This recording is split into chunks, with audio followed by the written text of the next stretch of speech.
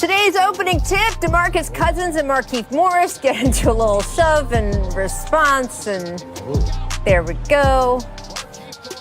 Yeah, Morris gets ejected there. Fizz, was Boogie the instigator or the instigated in this instance? Oh, no, Boogie gave him a good shot right there. That's a good shot. Morris wasn't looking. But, man, that shows you how big Boogie is because Morris could barely move him over. Should note, by the way, Boogie. Fizz, are you breaking up that fight? I'm not breaking up that fight. I'm not breaking up any fight. Are you kidding me? That's always the guy that gets knocked out, come running in trying to break something up. I'm going to let them tire themselves out, and then I'll slide in. Nope. Also, no, but should be noted, Boogie did have to leave the game after a flagrant 2 on LeBron later. So, hey. There you go. Welcome to The Jump. I'm Rachel Nichols alongside The Jump's resident head coach and a man with 2 rings, Mr. David Fizdale, and the host of the Hoop Collective podcast, New York Times bestseller from the Cobra Dome, Brian Windhorst. Coming up, the Warriors finding a way to win despite a freezing cold night from Steph. Is that something, nothing, or everything? We will play one of our favorite games. First, though, how much bad stuff can you live with to still get some of the good? That has been the question facing not just sports leagues, but every person, every family, and yes, every business in this country since this whole global pandemic started. Is it really worth it to take that trip out to the grocery store? Most people think yes. What about to go to work? Well, your answer probably changes depending on how much you need that job to make rent. Or what about letting your kid play with a neighbor? What if then the neighbor tests positive for COVID and either you get it too, or even if you don't, you're told that you and your spouse and your kids need to spend a week without leaving your house, just to be sure you're not spreading it? Will that play date have felt worth it?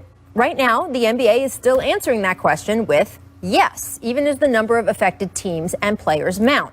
Just this afternoon, the league announced that both tonight's Pelicans-Mavericks game and Tuesday's Celtics-Bulls game were being postponed due to COVID issues, the 3rd and 4th such postponements of this 3-week-old NBA season. And the number of players across the league who are in COVID-related protocols is mushrooming. 11 on Wednesday, 15 on Thursday. Then it jumps to 26 on Friday, 27 on Sunday. We're still getting the full count from today. Here's Brad Stevens walking off the court yesterday after the Celtics Heat game had to be postponed. That game was called due to COVID issues on the Miami side. But I'm guessing the postponement was actually a relief to the Celtics, who as of yesterday only had 8 players available themselves.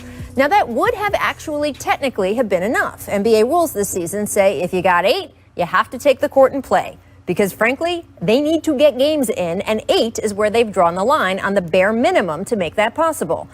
But of course, that is not sitting well with everyone. Take what happened Saturday with the Sixers.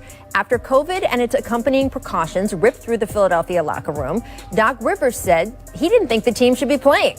That going ahead with only 8 or 9 guys would cause too much wear and tear on the players who were on the court, including stars like Ben Simmons and Joel Embiid. Now, the league disagreed, so the Sixers ended up holding Embiid and Simmons out of that day's game against Denver anyway, listing them with minor injuries, bringing their number of healthy bodies to 7.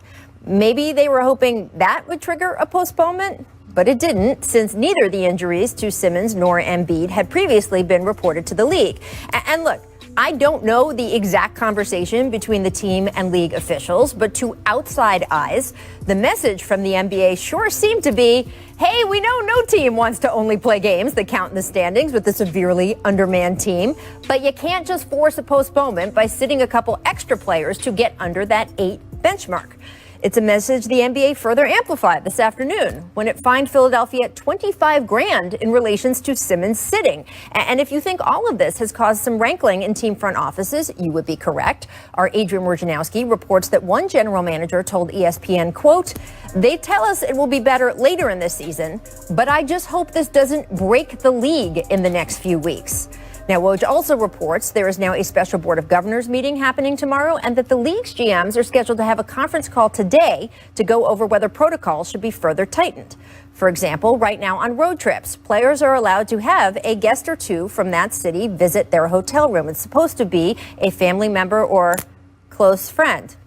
I don't know how much longer that's going to be allowed. There's also new scrutiny on players from opposing teams hugging or talking without masks after a game. Still, bottom line, at least right now, the NBA is expected to tell teams the league is moving forward, even if the competitive balance is a mess, even if the stop-start nature of the protocols leaves some players more vulnerable to injury. After all, this isn't just a play date.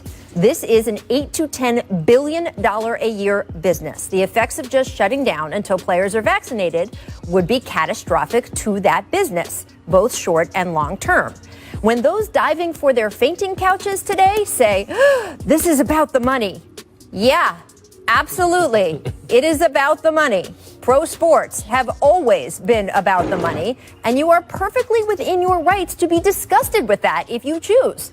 But it's also the reason the NFL, Major League Baseball, college football played through postponements and positive tests. It's just that the degree of difficulty was always going to be harder for the NBA, which plays several games a week, indoors, with fewer bodies available per team, in what now is the absolute worst spike of this virus.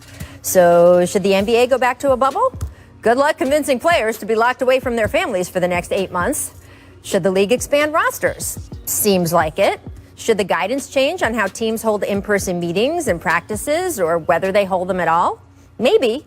For those who made fun of Allen Iverson about practice all those years ago, the Cleveland Browns would like a word. The hard reality is that all NBA teams, all they have faced so far in this short season, it is going to continue, probably getting worse before it gets better, as long as the league plays basketball in a pandemic. Is it worth it? So far, the league and its players say yes. So, Brian, what should the NBA do now?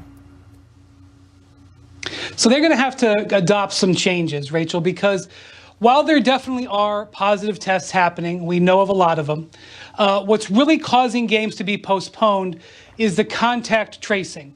When one player gets a confirmed test, and then all of a sudden they have to put 6 or 7 players into a contact tracing protocol. So the idea here would be to amend some of the day-to-day procedures so that you won't have to put as many players in contact tracing. Keep them farther apart, put some more measures in it, maybe not have contact tracing be so long so that you wouldn't have a devastating effect on a team. But there's another message that's going to have to get through. Rachel, there are hundreds of players in this league who have had COVID over the last 9 or 10 months. There are certain teams that have had double digits. I've heard at least one team thinks its entire roster has the antibodies.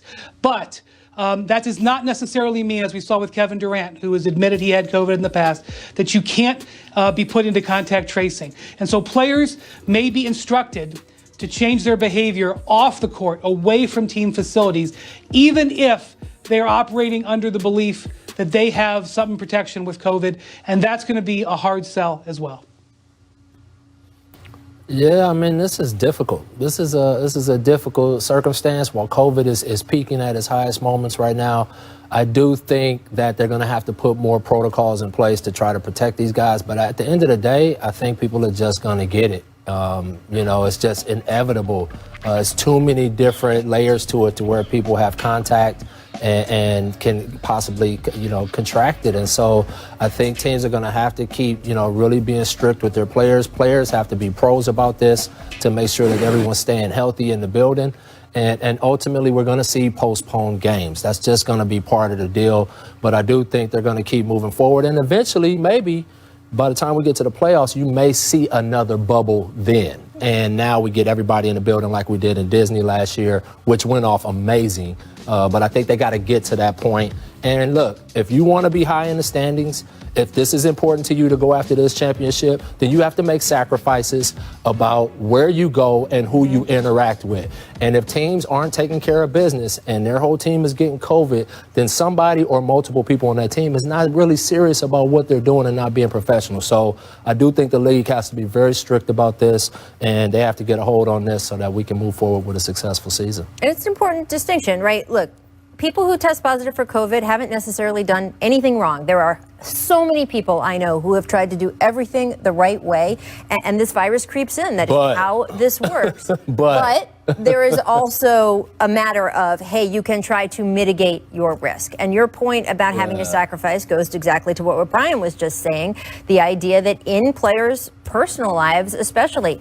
Do you? And I'm not talking about crazy stuff. I'm not talking about wildly irresponsible stuff. I'm talking about the same stuff the rest of us are all grappling with. Hey, we haven't had a barbecue in 6 months. Can we finally have one? It's outside. Hey, my kid really is desperate for just some human contact. They want to play with their friends. These are things that all Americans are dealing with every day as this spike in coronavirus cases. Wow. You can't even call it a spike anymore. Just the way cases continue to mushroom in this country are dealing with. And the level of sacrifices that players may be asked to make from here on out to mitigate some of the contact tracing issues that Brian is talking about. Kevin Durant, the example he gave, a friend or family member having a positive test is what caused him to sit, right, for those days, even though he already had COVID, even though he did test to still have antibodies now. We don't know enough to have him just mix with the rest of the team, so he had to sit. And it's going to be harder and harder for players to just live their daily lives. And to your point, Fizz, they have to decide, is it worth it? It's what I started the show with. Right. Is it worth it? We are all having to decide over and over again every day with every interaction we have. Is it worth it? And it, of course, extends to what Doc Rivers was upset about. Yes. In that Philly game Saturday against the Nuggets, the 7 players who played, 3 played more than 40 minutes, including rookie Tyrese Maxey, who scored 39. Woo. Doc explained before the game his concern about any of his players playing that much. Take a listen. I'm more concerned with health on the floor. You know, we're going to play players tonight that haven't played a lot of minutes. You know, I'm not going to, you know, so like when you got 7 bodies, if someone's going to have to play 40 plus minutes. And so, and that's not just for today, that's long-term health, you know, with the accumulation of games. You know, it's the numbers we want to stay away from with our players.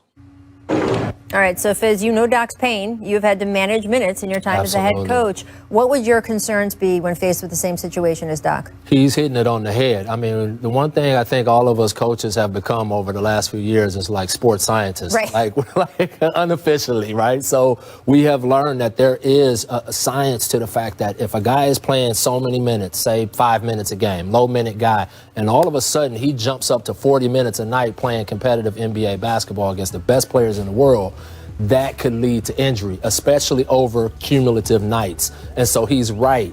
And so, again, the league is going to have to figure out how do we work this so that, one, we're protecting our players from COVID, but at the same time, we're protecting our players on the court from getting serious injuries, you know, pulls, you know, twists, things like that that can have you out for a whole year, for 6 months, things like that. And so, yes, Doc is right. When you're a coach, you're trying to manage all of this, and when you got 7 guys, you really don't have a choice. Most of those guys are going to play close to 40-plus minutes, and that's just the situation that you're in. When they came up with this 8-player rule, it wasn't in the COVID era, and maybe it would happen 1 time or 2 times a year in the entire NBA, and maybe it would just happen for one night because a guy or 2 had a twisted ankle or was under the weather for 1 day. This rule, this 8-player rule, was not built for contact tracing that lasts 7 days. And so there's really only 2 options. You're either going to have to reevaluate the contact tracing rules as a result of new protocol, or they're going to have to consider expanding the rosters, which they've already done a little bit of by allowing 10-day contracts, which they don't usually allow at this point in the season. We've seen a couple of teams sign hardship players. Before this season started, Rachel, the NBA kicked around extending the amount of two-way players from 2 per team to 4 per team, or even, you know, negotiate to 3. They ended up not doing that. They may have to relook at that to to give a little bit more of a buffer.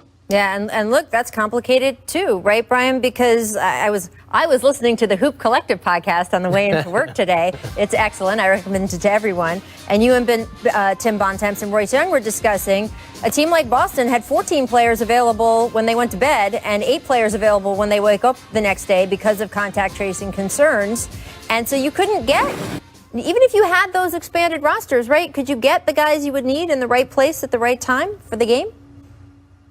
Well, you might be able to, but you can't just sign the guy off the street. Like in the past, we've seen guys sign at 10 a.m. and start at 7:30. Now a player would have to go through a quarantine. You can't just sign them. So even getting a new player takes days.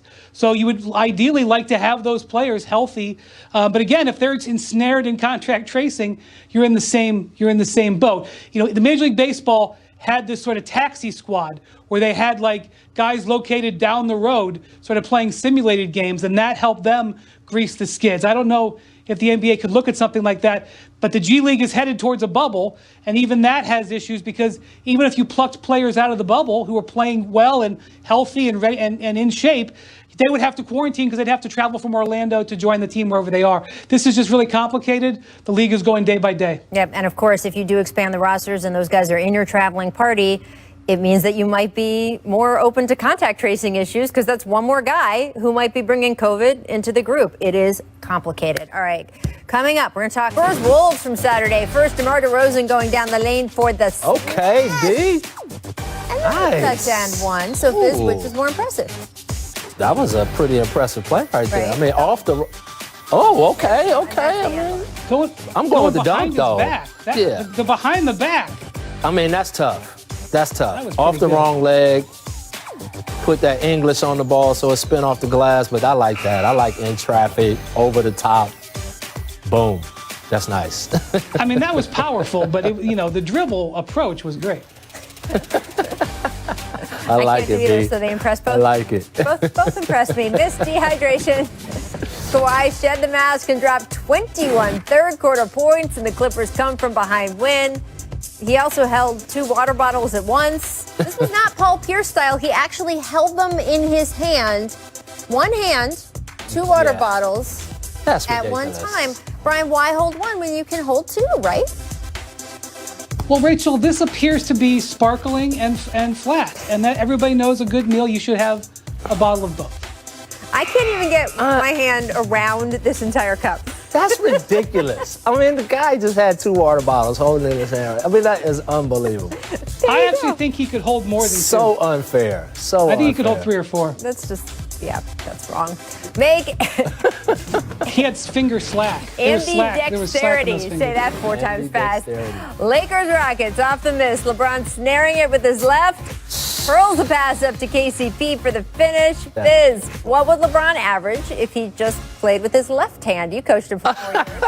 That's If he ridiculous. just played with his left. You know what? He still probably have pretty dang good numbers. I'm not gonna lie. I mean, he's so talented. He's still gonna get to the rim. He's still gonna go by people. He still can throw passes with either hand. So he'd still be probably an all-star. Well, as we all know, he is left-handed. He plays basketball right-handed, but he is left-handed. So I would say a lot of points and a lot of rebounds. This was my question. I mean, again, I mean, Kyle look had at the Ben that. Simmons conversation. Not only did he throw it his left hand, it was You perfect. should better ask how many yards could he have thrown against the Steelers last night? That is a question. I knew that with his was left coming. hand. Thrown or caught.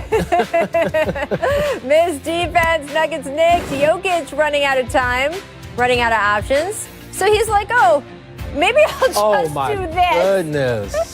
Fizz, I mean, big time shot for Big Honey. Big Honey, is that a...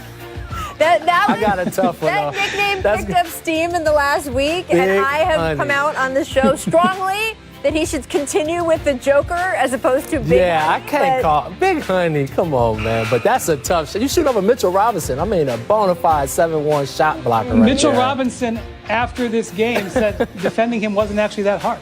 No. He said that. Oh, Well, I mean, he did everything he could do right there, right? I mean, much of the NBA It was good defense, I will admit. Yeah. doesn't seem to agree, but there you go. Big Honey. It's just Big not Honey. acceptable to me. I don't know. I'm going to have some problems with this Pictures team. Make terror. Hawks Hornets. Terry Rozier going behind the back, Oh, drives in and slams it. come on. Brian, which was better, the move or the finish? I thought we were getting to this right off the top of Make or Miss. Well, the move was incredible, but he finishes so strongly that he falls down. I mean, he wasn't even ready for that power of that jam. So I guess I got to go with the jam because it surprised even him. And look, nobody wanted none of that action down there. I'll tell you that. When he loaded up, I mean, where's everybody else at? that's Somebody got to go this challenge that, decision right? I too would have made. So again, Yeah, you don't want to be on that poster when you got a point guard going to the rim and you jump up there and make a mistake and now you're on Terry Rozier's wall. You don't want that, do you? all right. right, so given that inspirational video you have just been watching, it is time to run it back to the best move dunk combos ever. Honorable mention only because it was preseason. Kobe on Ben Wallace in 97. Come on. Where's that at? Thomas and Mack? Come on. Yeah, it is. I just want to tell you, this is the greatest montages we've ever had in this show. And I'm not going to say anything. I'm just going to let you guys watch it. Oh, my This is an incredible montage that you're about to watch. Let's go for Brian's turn monitor isn't working. Oh, I Number remember 5, this. I was there for this one. Derrick Rose versus the Heat in 2011. Fizz, what did it feel like? We could not believe it. He was such a pain in our butt. The guy had rockets. You couldn't contain him off the dribble. And then when he got in there, that was a possibility. And Joel Anthony was our best dang shot blocker. That year's MVP, number 4. Yeah, but Vince. you won the game. You won the game in the series. Vince versus the Lakers, 2001. You could show 50 of these for Vince. I'm sure he's got like a whole reel of these. There's the move, and there's the finish. The best part about this clip, you can't hear it, is that Chick Hearn freaks out when he sees it. Chick Hearn was blown away by The it. great Chick Hearn, baby. Kobe against the Come on, Jazz, Cole. 2003. Mamba is just, come on, man. A little look afterward. That's seriously like he's in slow motion. Like that's how he sees the game right there. That slow mo. Man, we gonna miss him. Goodness gracious. Number 2, Dwayne Wade versus Thunder. Oh yeah, I was there for that too. You're on the bench for that one too, Vince. I was there for that one too. Oh my goodness, did we go off when we saw that? He was another guy, I'm telling you. He always says he's 6'5". He's about 6'3". But that's why I was always impressed with his dunks, because he is about 6'3". I hope he's watching this right now. Number 1, Michael Jordan Pat. versus the Knicks, 1991. Oh, man. So How does sorry. he do this? I I mean, still don't know what happened here. No, the illegal defensive rules, he came over to trap the box. Oakley thought he was dribbling out, and he hit him with the spin. I was in 7th grade, just so you know. The answer, Brian, how did he do that? How did he do anything? He's Michael Jordan. Exactly. Boom. All right, guys, stick with us. Coming up, KD returning from quarantine on Sunday, but the Nets still fell below 500 as they wait to get back to full strength. What is the level of concern in Brooklyn? We will catch you up right after this break.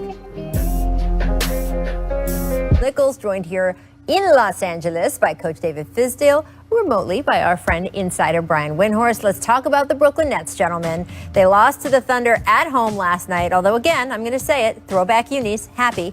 Kevin Durant scored 36 points in his return to the lineup after a 3-game absence due to the league's COVID protocols. Kyrie Irving, still out, missed the last 3 games due to undisclosed personal reasons, and Steve Nash had no update for the media on him today.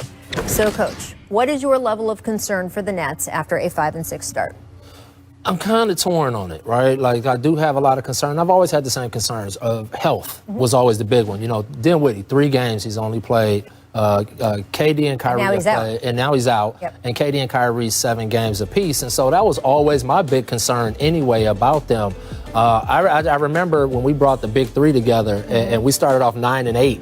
And it was all kind of stuff in the air, right? Did that get public attention? I bet. Oh, it was a mess. I remember. Oh, yeah. Windhorst remembers. It was daily breathless updates. Oh, my goodness. You would have thought the world was coming to an end. But we won 22 out of 23 after that. Yes, I do And remember this that team too. has that kind of talent. Yes. And, you know, I'm just hoping for the best for Kyrie and that he gets back on the court fast because, again, all of us wants to see this team playing together and them exciting the league and showing what they can do. Yeah. Yeah, Coach, you're so right. I mean, health is going to define how this team goes, especially because Kyrie and Durant availability has been, in question. But to me, I still think their biggest thing they've got to wrestle with is defense. And I know that their defensive numbers don't look so bad, but, fundamentally, they are a suspect defensive team. The Oklahoma City Thunder, who are not a juggernaut, even though they have a better record than the Nets right now, had 66 points in the paint in this game. That is not allowable. You just can't do it. And, again, 129 points they give up. I know they've got a great offense, but especially when they don't have full power, when Kyrie is out, you can't go out there and get into a scoring match. And they have yet to prove on a night in and night out basis that they can defend at the level to be a championship team. And to me, that's going to be the story of the whole season. And look, anybody who's been watching the NBA for 10 minutes knows there is a huge difference between what gives you good or acceptable numbers in the regular season versus what happens during the playoffs and whether you get eaten up and spit out by your opponents. We saw a regular season versus playoffs issue with the Milwaukee Bucks this past season. We see it every year, and that is exactly what Brian is talking about. All right, Karl-Anthony Towns returned to the Wolves lineup Saturday. I want to give that some attention. He missed 6 straight games with a wrist injury. Obviously, an incredibly difficult season for him overall. He scored 25 points in his return. Now, he did sit out Sundays back-to-back as a precaution, according to the team. Brian, what impact do you think Cat's return has on the Wolves season going forward? Because they're not going anywhere without him, but even with him, what do you see? Right. Yeah, I mean, they're already teetering with where their record is. And Karl Towns said that when he first saw the doctor with this wrist injury, which is a dislocated bone in his wrist. I can't say I've seen it or even heard about it very often. They told him he was looking at 6 to 8 weeks. Ooh. If he was out 6 weeks, I think the Timberwolves would have been done. And I mean, they are already, like I said, in a gray zone, at this point. So he's pushing it, coming back at 2 weeks. Now, he put up good numbers in his first game. He said he doesn't have great feeling in that hand, and he doesn't have, that hand is not really that functional. But if he can put up those numbers, he's given them a chance. And then coming back now, it's a move. We'll see whether or not it pays off for them. But, he was supposed to be out a month longer. Yeah, and I just think, one, he'll galvanize them. I mean, after everything that they've gone through, I think the team will rally around him. I think with him, they're a fringe playoff team, maybe. Like, they really got to play well.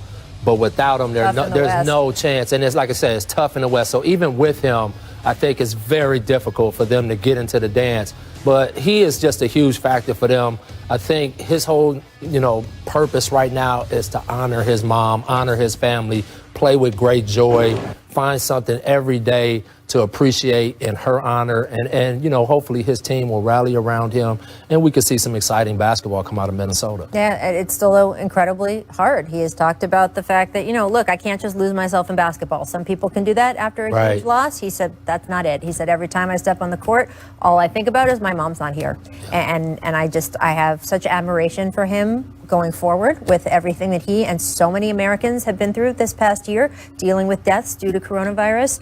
And I think it is going to be tough for that team. It's such a shame because they high expectations. I know that they had, especially getting Kat and D'Lo together in the first place. Mm-hmm. They sort of mapped out what they wanted the next 2 to 3 years to look like.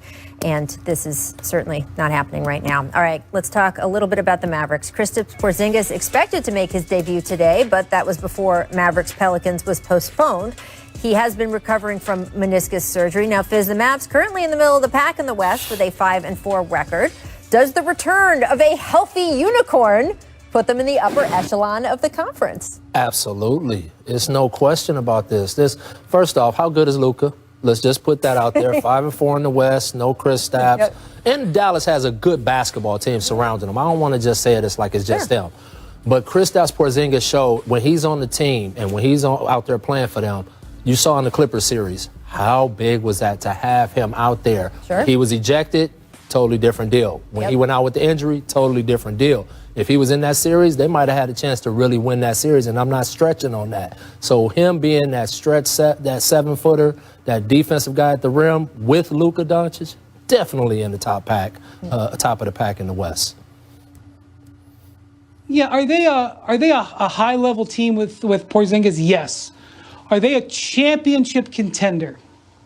I still think they're a piece away, and I think they know that, which is why they've cleared out cap space and why they had dreams of Giannis, and why they may look in the trade market, whether it's during the season or in the summer. It doesn't have to be another all-star player, but I still think they need another high-level piece. Now, we still don't really know what the ceiling for Luka is. And Rick Carlisle has been a little bit disappointed with their level of focus early in the season. They can improve that, and they're better with Porzingis. I think they're dangerous, but I don't think they're where they need to be. And look, those two guys are young and signed to long-term contracts. They have runway. Let's see what they do. And of course, this is another team where, again, their game was canceled. Sorry, not canceled. The game was postponed tonight. Having COVID issues affect the team can affect your record in a shortened season. Every game is one of 72, not one of 82. Maxi Kleber had been playing lights out for them, and now he is going to be off the board for a while. So that will also affect which echelon they end up in when we look at the final standings at the end of this regular season. All right, coming up, guys, LaMelo Ball became the youngest player in NBA history to record a triple double this weekend. Are you not entertained? Producer it. Steve is. It's part of our Something, Nothing, or Everything segment. Up next,